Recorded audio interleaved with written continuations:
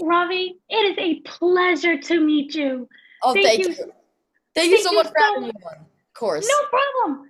This series, all people are really excited. I was excited. And then I saw it, and I'm even more excited. Yep. Now, you're no stranger to the Disney family. You was Antonio and Encanto. That is Mhm. absolutely incredible. Thank So you so much. you did such a good job with the voice acting with this. And then to see you, in live action right there, you're so good. So what I wanted to know with this as Wim, what was it about Wim that you really wanted to capture on screen? Well, there were so many aspects of Wim and so many characteristics that I share with him. And so I was really excited to kind of play into that, and I really admired his bravery and adventurous side, which I felt very excited to play into because I too am brave and adventurous, I'd like to say. Although Wim is a bit more crazy than I am, he does a bit more insane stuff than I would do. But yeah, he's so hopeful, and I really loved playing into that because I like to think of myself as hopeful too. He's strong. He puts a positive twist on everything, which I find is so admirable, which I really enjoyed playing into as well. And I feel like all of the stuff that I was able to relate to translated really well into the character onto the screen. And I feel like people definitely, like my family and stuff, will definitely be like, hey, that's just Ravi on the screen. That's not Wim, but yeah, I loved playing this character. He felt truthful to me the moment I got the material, which was really exciting. So, And I have to agree. I love the sense of adventure with yeah. this. He is a kid who it doesn't seem like there was much going on in terms of a lot of adventure, a lot of fun. He has his one friend, which I know I love the relationship between him and Neel. Can you talk about kind of that relationship, but that longing for something more? Yeah, so he dreams of a better reality. And Neil is not completely on board with it, who's my best friend. And it's really sad that he doesn't have a mom, and his dad isn't really, he doesn't want to indulge in his, like fantasies. And his dad isn't really home a lot, so he doesn't really spend a lot of time with his dad, so he's left to make his own fun. And I love his relationship with Neil because I feel like they're kind of like polar opposites, but they have, that's why they're such good friends. And I feel like then once they connect with Fern and KB, then they become friends too, and I feel like that arc is so fun to watch too. And even though the show only took place over a week, um, which is kind of crazy, the shoot was 7 months. So, it felt like even though it's such a drastic difference, the different lengths of time, I feel like the arcs are still so real because we changed and we grew with our characters, and that's so much fun to watch. And really, this wasn't what Wim was expecting, getting lost in space. This was not what he was expecting. He wasn't expecting the galaxy to be so dangerous. Pirates, plunder. He wasn't expecting that. He thought that it was just lightsaber battles, and which I feel like is what a lot of kids think Star Wars would be like if they were in the Star Wars universe, which is why this is so inspiring for kids. And I feel like it's just really fun to watch, and the arcs are so much fun. And I feel like there are any a lot of people will be able to relate to at least one of the characters. What I love also, and this is not really a spoiler because it's in the trailer, Yeah, there's a huge assessment test. And they say, oh, this will be your future. yeah, What I wanted to know is there's so much more going on with Ravi that I don't think a test can fully understand what's going on with him.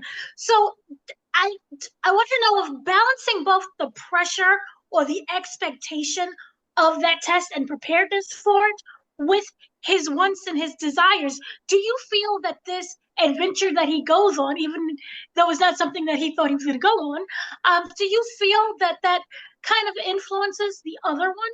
Can you say? I think So he really did not want to take this test because he knew that he didn't want to do it. He doesn't want to be like he doesn't want to be like a worker, like he wants to actually do something that requires helping people, but in a more exciting manner. And I feel like he took his home and the people around him for granted. And then when he wound up getting lost in space, he realizes how much, this impacted him and how much it changed his perspective and how much he really needs his home. Because, he didn't realize until he got lost in space. He's like, I want to go back now. This is not what I thought it would be like. And he the test meant a lot to his best friend. Mhm. And so that kind of impacted his opinion on it because he didn't his friend doesn't Neel doesn't want to fail just because Wim fails because then they'll get separated. And this he it's all really complicated what is going on in Wim's head. And I feel like getting lost in the galaxy, even during the course of a week, it you grow up really fast, I feel like. I mean, I don't know. I've never been lost in the galaxy, but I feel like that's what would happen, and it would kind of change your perspective. And I feel like it's really interesting to see. Now, I want to talk a little bit about the shooting process. What we see there's pirates that's going on. We see all these different creatures. You're in different planets. What I loved about it was kind of just it introduces us to all of the different kind of species that is Star Wars. What was it like being on that set? It was so cool because there were such unique sets, and our ship was so cool, and really just seeing being in the Star Wars like environment was so weird because there was like Jawas walking around and it was so interesting, and each character was wild and had their own unique like flavor. And like they brought something they each brought something different to the environment, which was so exciting to watch and be around too. Be like, I was as shocked as Wim was when we saw everything go down. And SM-33, our droid on the ship, was so cool. And it was actually a puppet, which was made by Legacy VFX, who does amazing VFX for Star Wars, where one of the puppeteers would wear him like a puppet, and it would be the puppet would be rigged up to his limbs and stuff. So when he moved his arms, the puppet would move its arms too. And it was so surreal. I like couldn't believe I was there. It was really awesome. And this is a little bit funny. We actually danced to in between takes. We danced to Mariah Carey, and so did SM-33. The puppeteer made him dance to Mariah. It was the funniest thing ever.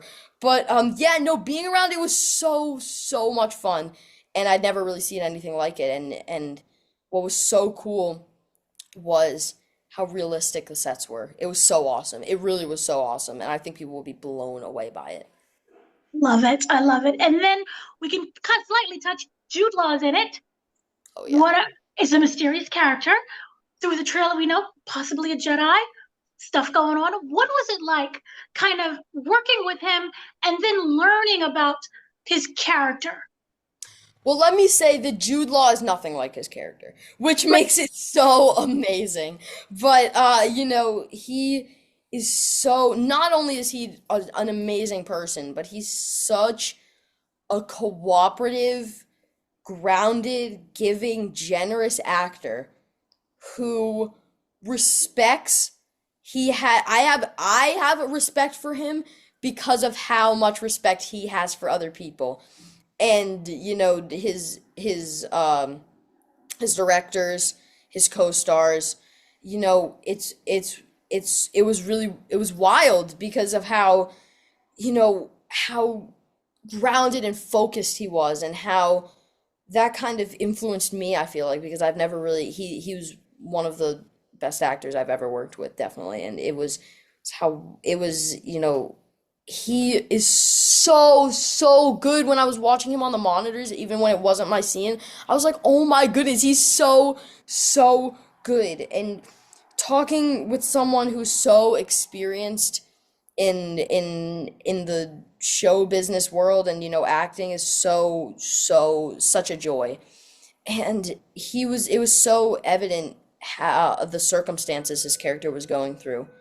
And it was wild how accurate it was. And it was, his initial choices are always on point, and it's so fun to be around someone like that.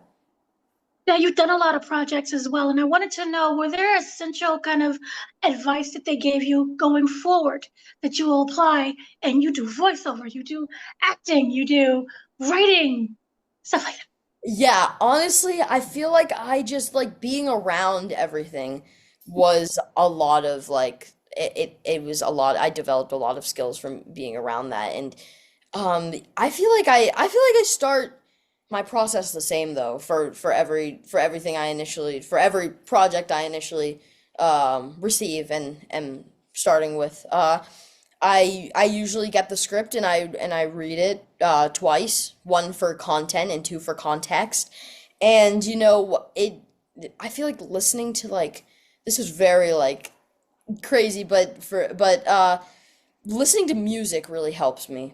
But it has to be a specific type of music. Like I would create playlists based on the character that would help me get into my character and like be my character. Like I just close my eyes and listen to the music. Like it's very specific. And but however, being around so many different people who are very talented um was a lot of very helpful. Like I got to see I got a tour in the editing suite. So Wow. I got to see how the directors worked with the editors, and really directors are my mentors now.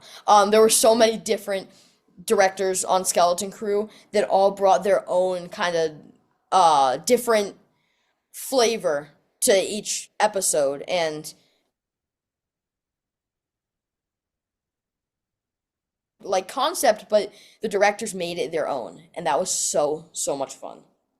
Great. And then lastly, we do have you are a part of a short. It's an original short. You do writing. How was that experience? Like, you're It so is young, you get all these projects. Yeah, it is so much fun. Yes, I'm directing, writing, acting in, producing, editing. It's so much fun. Actually, Jon Favreau is the reason I did this. He challenged me to go buy. He was like, "Go buy an iPhone and come back to me once you've made a short film." And he challenged me to do it, and I'm so glad that he did because that was it's really difficult doing all that by yourself, but it's so much fun and you learn so much from it. And I see now how, like stressful and exciting at the same time it is to do all this.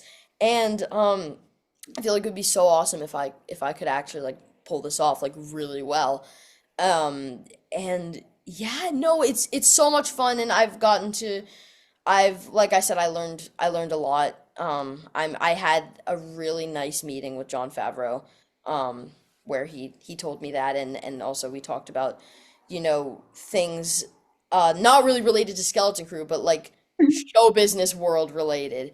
And oh, I also have a beautiful indie coming out called Grassland, by two first-time directors, and it's a social justice film, and it's such a beautiful story. It's really nice, and the amazing, beautiful Mia Maestro is in it, and she is so amazing to work with. She's like, oh my gosh, she